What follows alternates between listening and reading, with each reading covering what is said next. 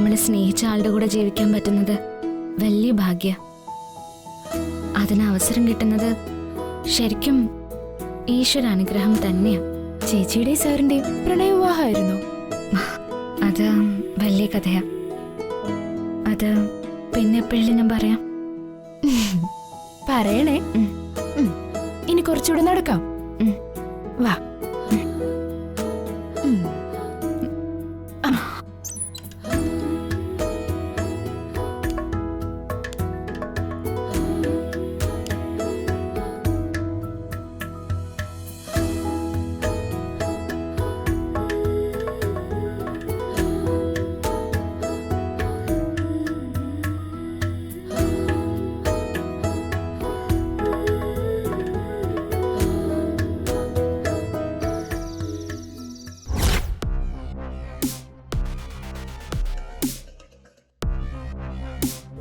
അവസരം കിട്ടുമ്പോ അതിലെ തെളിവുകൾ വെച്ച് അവള് നമ്മളെ പൂട്ടും.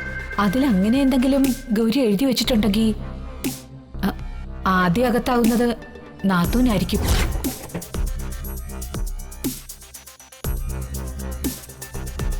ഗംഗ, അതൊരിക്കലും പോലീസിൽ ഏൽപ്പിക്കാൻ നമ്മൾ അനുവദിക്കരുത്.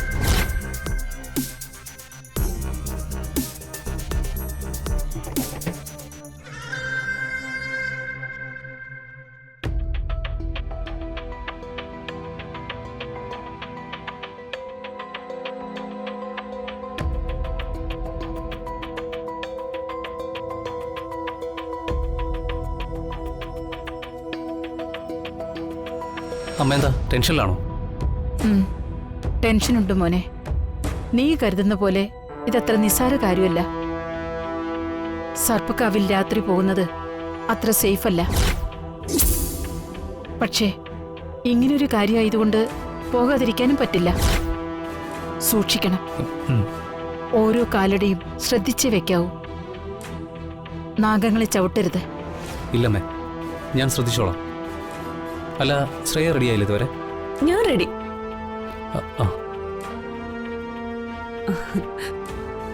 ഞാൻ അവളോടൊന്ന് പ്രാർത്ഥിച്ചിട്ട് ഇറങ്ങാൻ പറഞ്ഞതാ.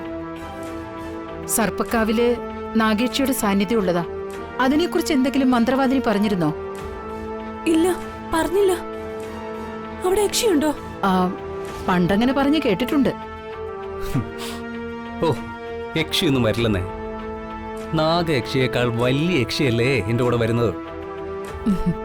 രാഹുൽ. വേണ്ട രാഹുൽ, ഒരു നല്ല കാര്യത്തിന് ഇറങ്ങുമ്പോ ഇത്തരം തമാശയൊന്നും വേണ്ട. അതെ, വെറുതെ ഓരോന്ന് പറഞ്ഞ് സമയം കളയാതെ വേഗം പോയിട്ട് വരാൻ നോക്ക്. നമുക്കിറങ്ങാം. ഇറങ്ങാം. ശരി അമ്മ. പോയിട്ട് വരാം.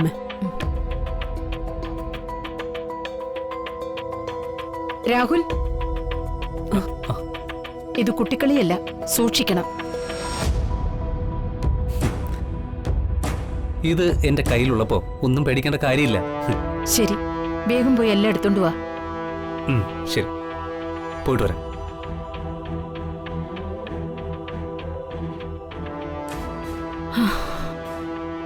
ഭഗവാനെ, ആപത്തൊന്നുമില്ലാതെ ഡയറി ഫോണൊക്കെ കിട്ടി വേഗം തിരിച്ചു വരണേ.